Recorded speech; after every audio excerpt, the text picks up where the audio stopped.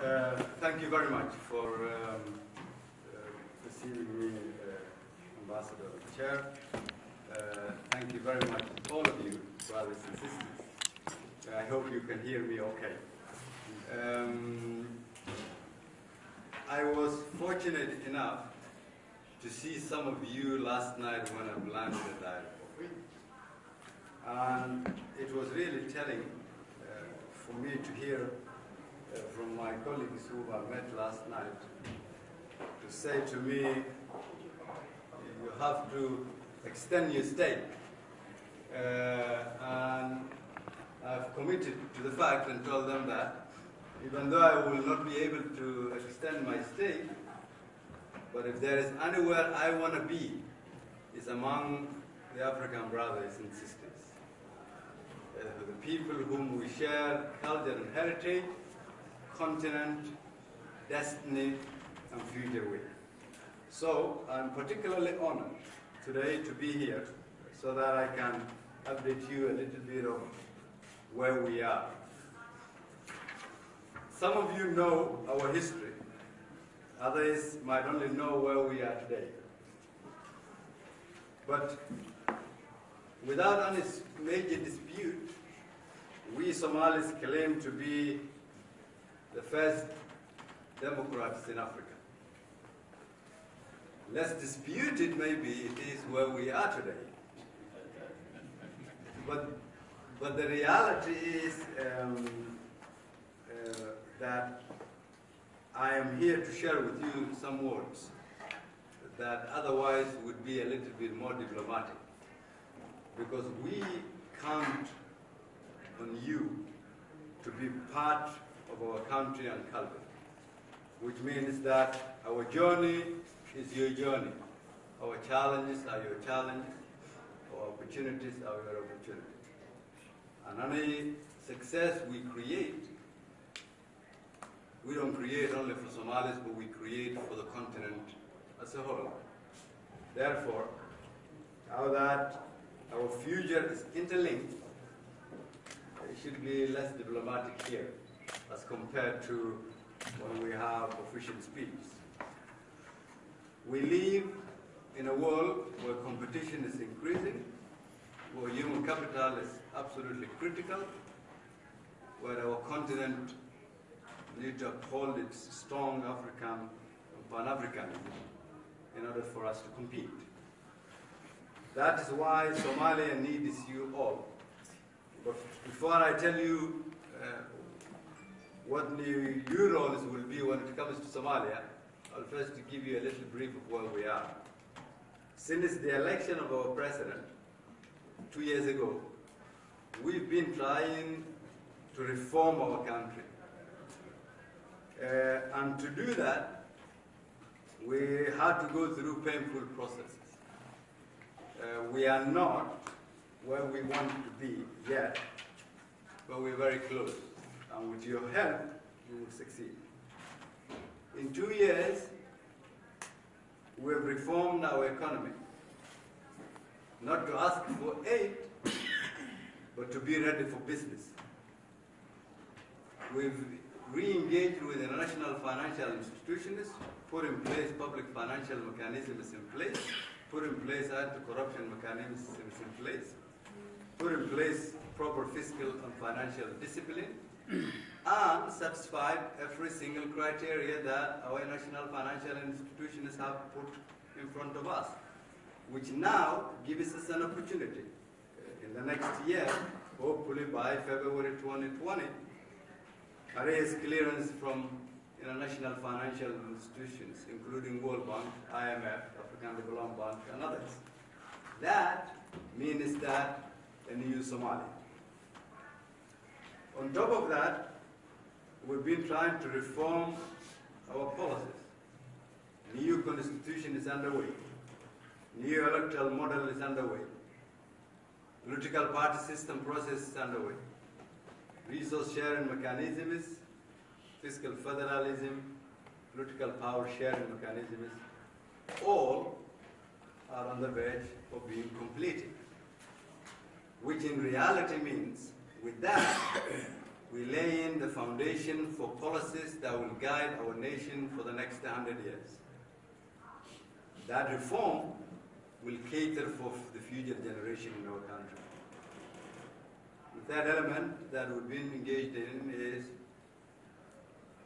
because of you, your respective African countries, those of you whom your brave men and women in uniform are serving our country under the banner of AMISOM, you have done what history will be called the best African mission the world ever known. Because of the sacrifices made by our continent. The ultimate sacrifices some countries who are here, including Kenya, Ethiopia, Djibouti, Burundi, and others, have made. We can talk about these reforms today. The third reform, therefore, is security sector reform. And we are preparing to take over from our brothers and sisters once we have reformed our armed forces, enhanced their capability, recruited, retooled, retrained, and repositioned. We are not there yet, but we're very close, and that is our ultimate goal, both police and military. And of course, there will not be any government that cannot provide services to its people. To seek legitimacy, you will need to provide services to your people. And to do that, our government have been trying to build roads and hospitals to provide educational and health services to our people. However limited, but the foundations are set. Corruption, which has been the biggest challenge in our country, is no longer a taboo subject. We debate openly on how bad corruption is on our society. It is already helping.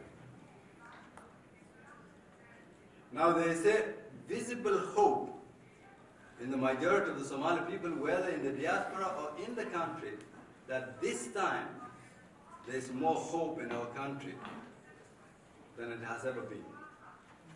We've always termed to be a nation of piracy, terrorism, and extremism. We are transforming that in connection with the reforms I laid down for you. What I want those of you who are here to know is that strong Somalia is a positive foundation for a strong Africa. What is there to know is that the strategic location of our country, the coastline, the potential of oil, potential of gas, minerals, potential of agriculture, fisheries, and a youthful population of which 70% of are under the age of 30. Big land with a lot of resources, with less than 15 million people. These are African resources. These are African potentiality. With a little bit of plan and investment, and change the old narrative that people outside of our continent designed for us, we can easily retake, reshape, and redesign our country. Success in Somalia becomes a success in our continent. Helping Somalia means that every 10 jobs we create, at least 3 or 4 of them will go to the people in the continent in our neighboring country, because we need the human skills and the human resources.